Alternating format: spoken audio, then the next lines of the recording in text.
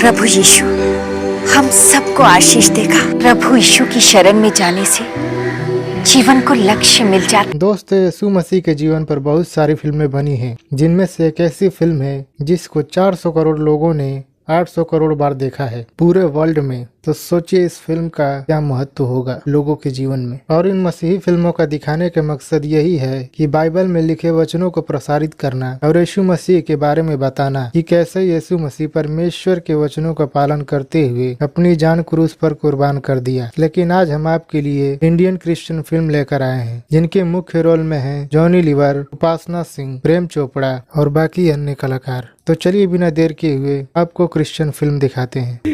दूसरा नंबर 2।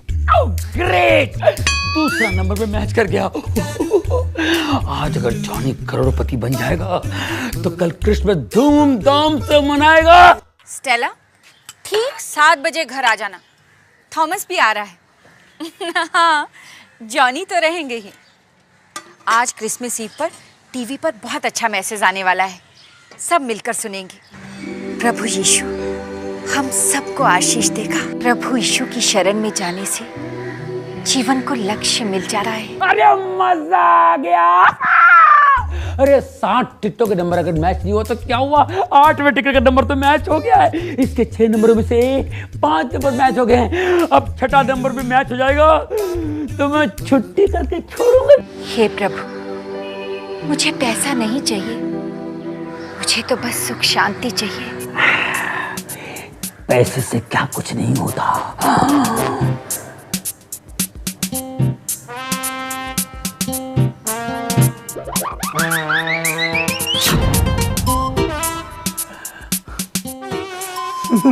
नहीं लगी, नहीं लगी, नहीं लगी, क्यों नहीं लगी?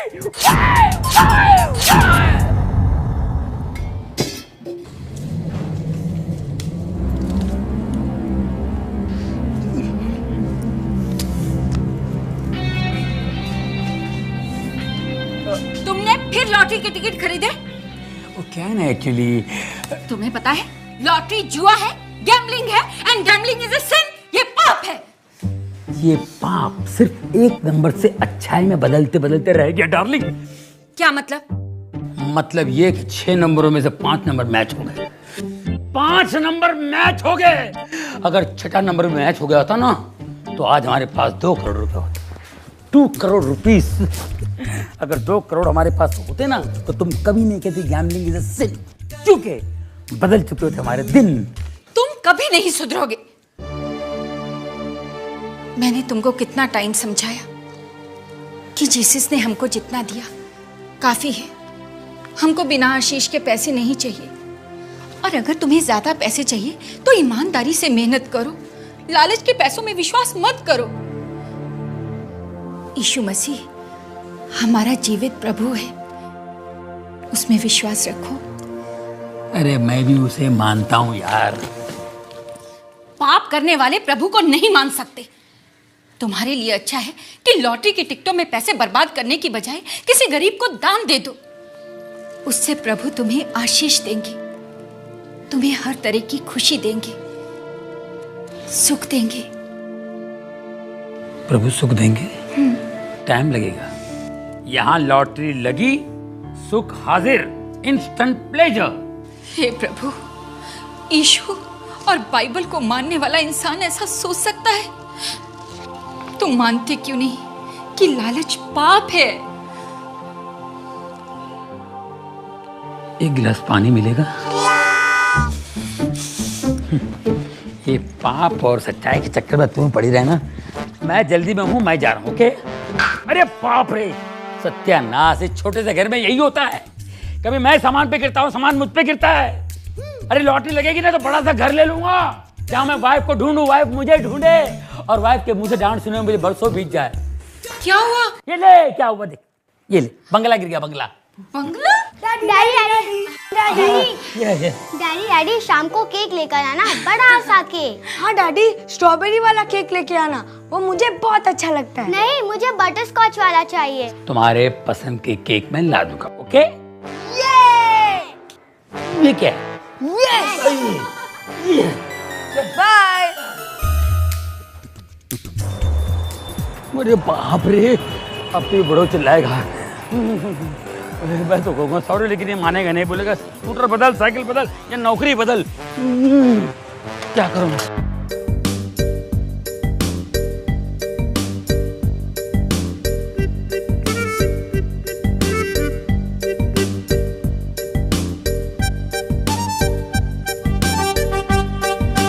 बॉस मैं आ गया बॉस।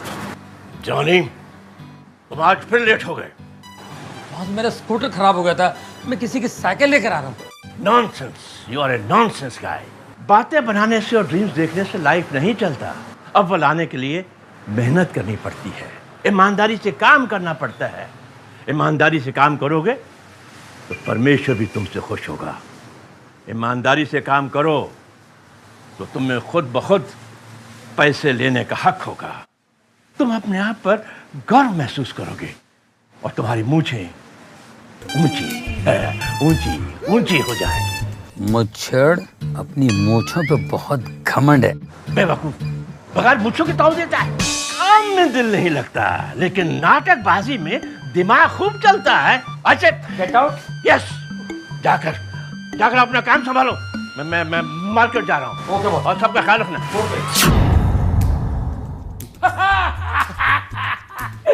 वाह वाह, what a nice man, very nice man. अरे परमेश्वर करे ऐसा प्यारा बॉस हर एक को मिले। ऐसा क्यों? आज उन्होंने मुझसे बहुत प्यार किया।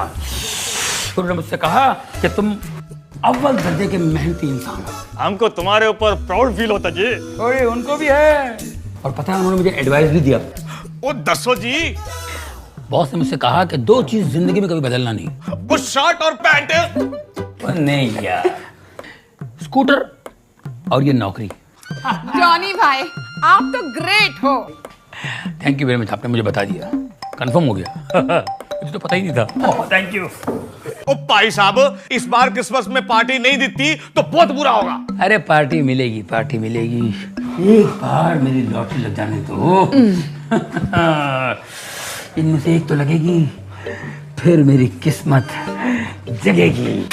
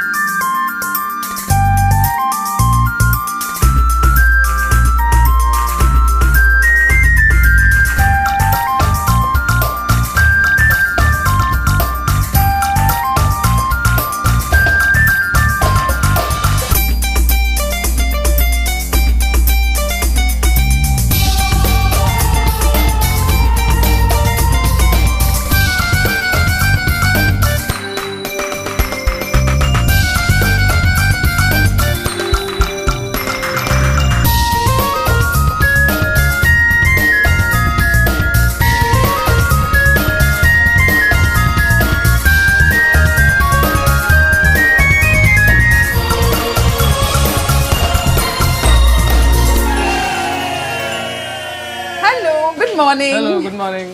मुझे 100 केक्स मिलेंगे शाम तक? हाँ हाँ जरूर मिल जाएंगे। 100 केक्स, 1000 रुपये एडवांस होगा। शाम तक मिल जाएंगे। हाँ? Thank you. Okay, bye bye.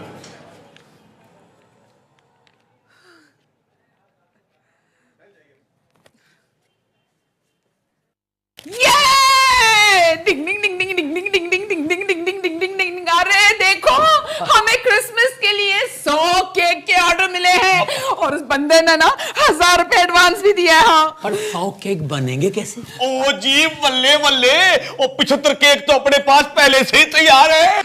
अच्छा ठीक है जॉनी, तुम है ना ओवन पे बैठना और टेम्परेचर कंट्रोल करना। और तुम दोनों चलो मैदा और शक्कर निकालते हैं। तैयारी करते हैं जी, बल्ले बल्ले। ओ बल्ले। ओके।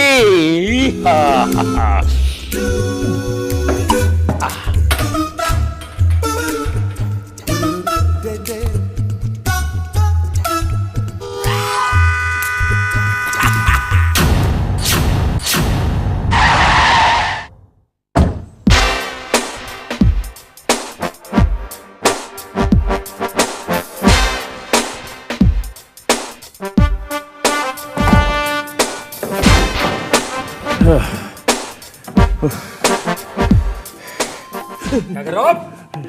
सर मैं काम कर रहा हूँ। तुम फिर लेट आए?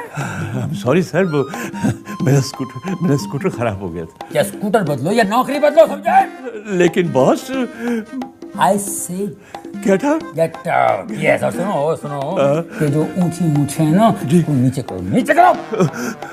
जी मैं घर जाके ना काट दूंगा।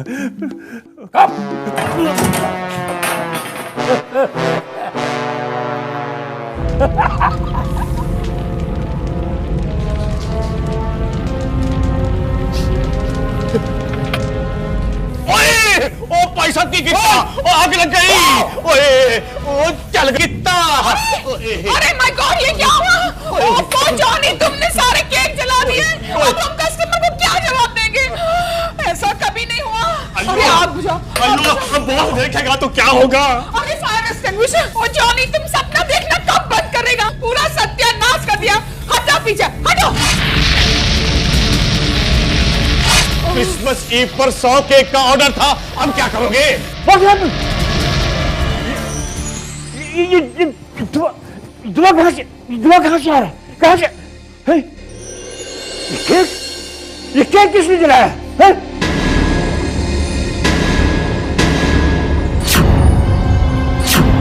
जॉनी, ये सारे केक तुमने जलाए हैं। सत्यानाश हो गया। You are simply disgusting, a man good for nothing. जाओ, get out from here. आज से तुम्हारी छुट्टी। तुम लोग मेरा मुंह क्या देख रहे हो? क्या अपना काम करो।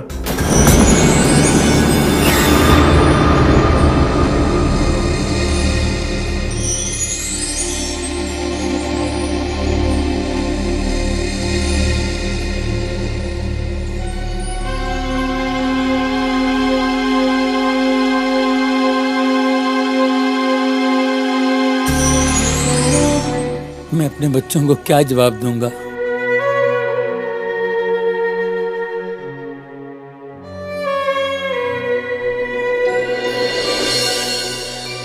डैडी शाम को केक लेकर आना, बड़ा सा केक।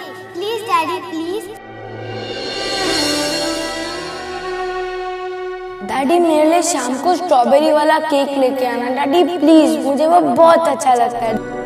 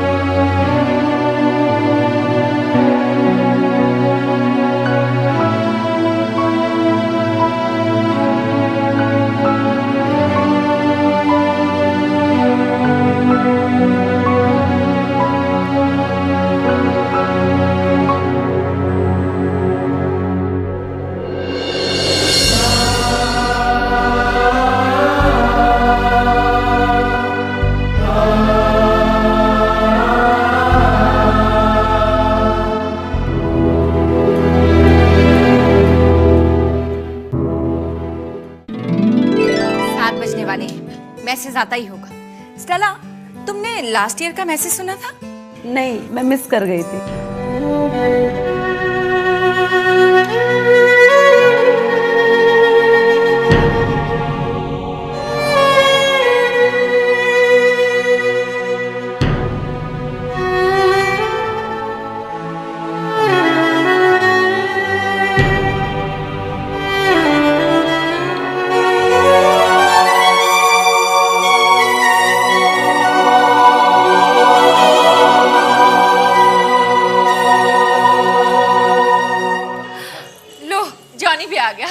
जनी आओ ना, मैसेज आने वाला है।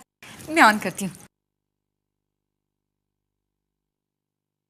क्रिसमस का संदेश क्या है?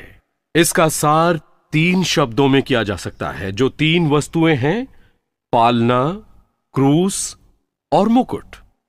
जब हम पहले क्रिसमस का स्मरण करते हैं तो हमें याद आता है पालना। क्योंकि 2000 वर्ष पहले फिलिस्तीन की एक सर्द रात एक बालक जन्मा था।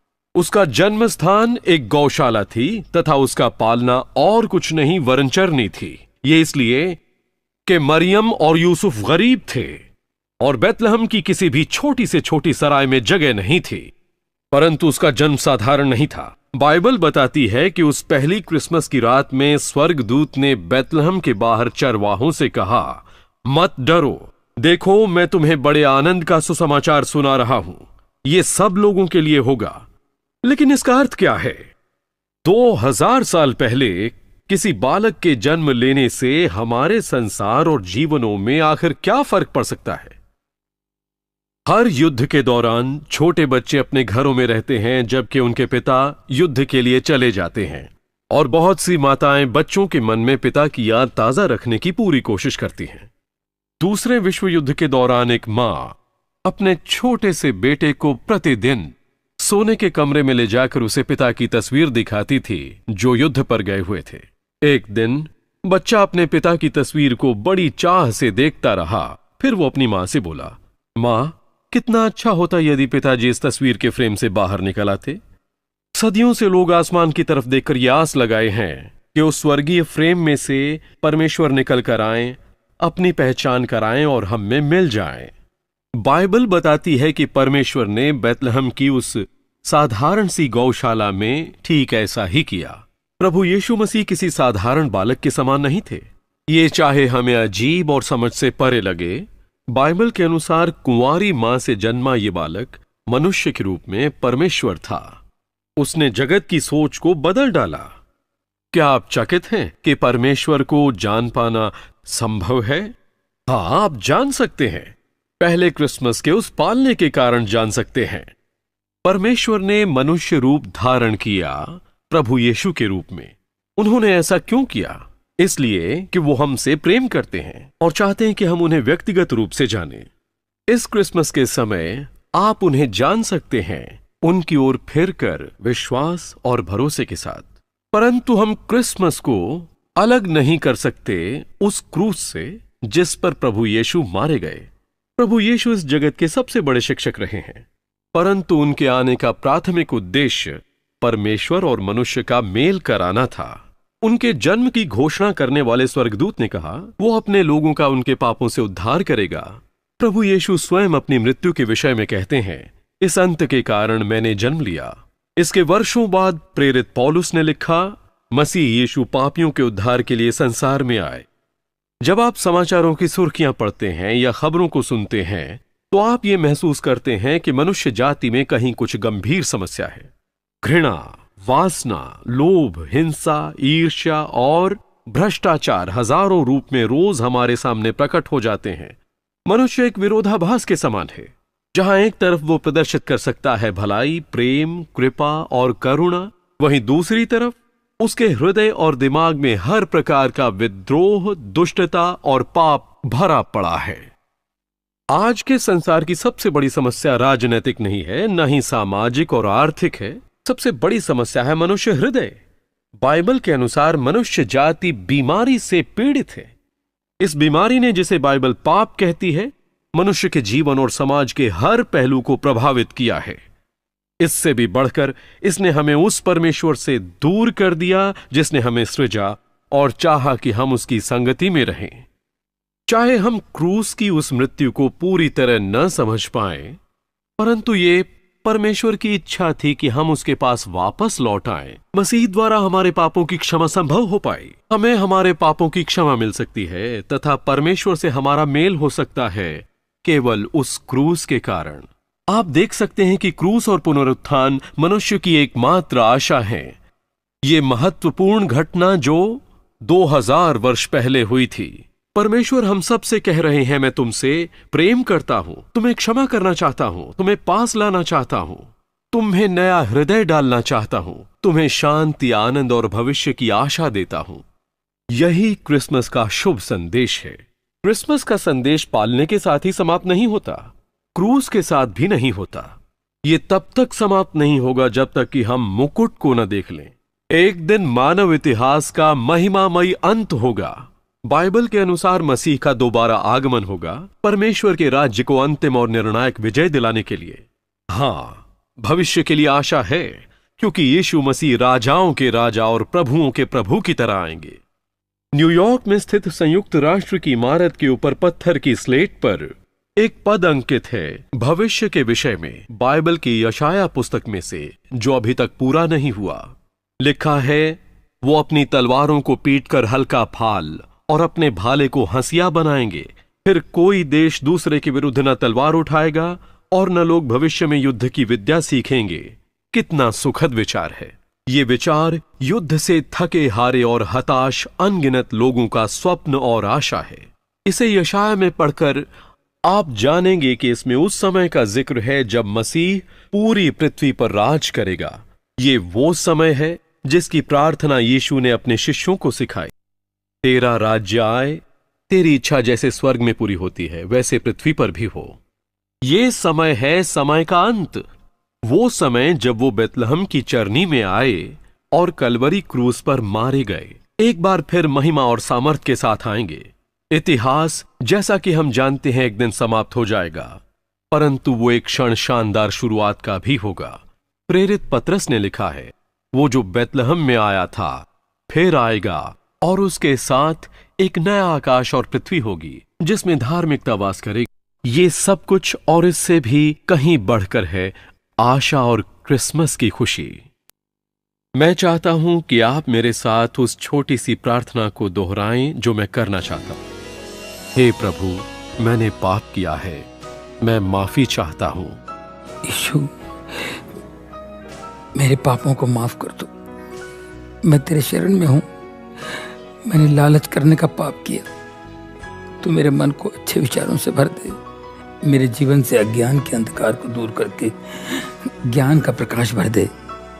मुझे माफ कर दे प्रभु। मेरा जीवन जले हुए केक की तरह है, जो ऊपर से दिखावे की क्रीम से ढका होने के कारण अच्छा दिखता है, पर अंदर से किसी काम का नहीं।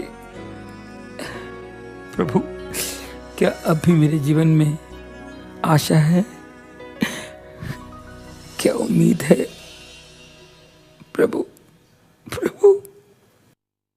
थैंक यू प्रभु, आपने मेरी प्रार्थना सुनी और कबूल की।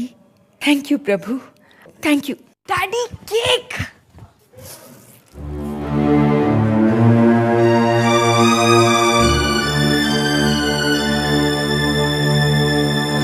प्रभु,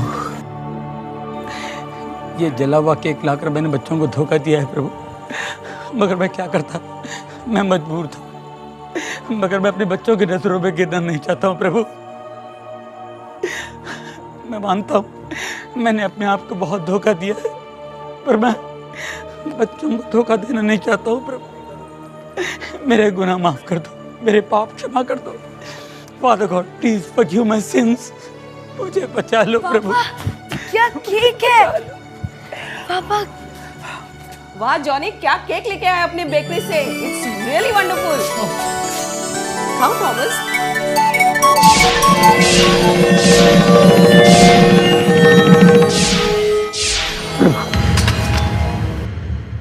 थैंक यू प्रभु। ये आश्चर्य काम, ये मिरेकल आप ही कर सकते हैं प्रभु। धन्यवाद। मैं आज जान गया हूं कि मुझ जैसे पापी के लिए भी उम्मीद है, आशा है। Thank you lord. धन्यवाद प्रभु। Thank you.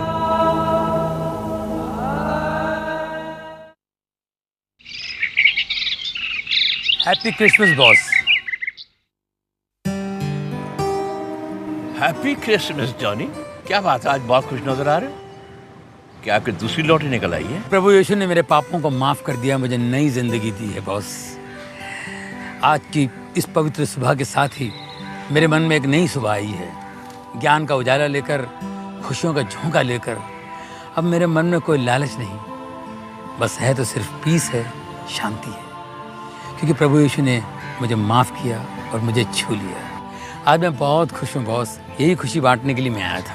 Thank you Johnny.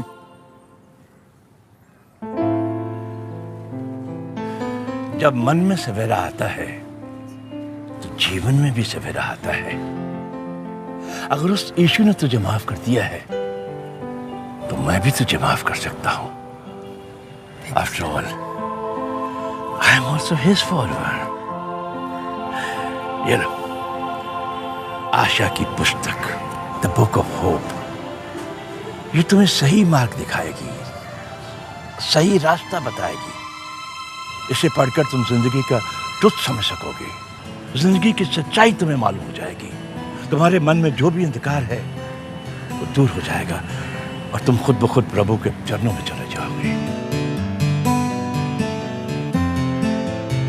और हाँ जॉनी, कल से तुम काम पर आ रहे हो। Thank you sir.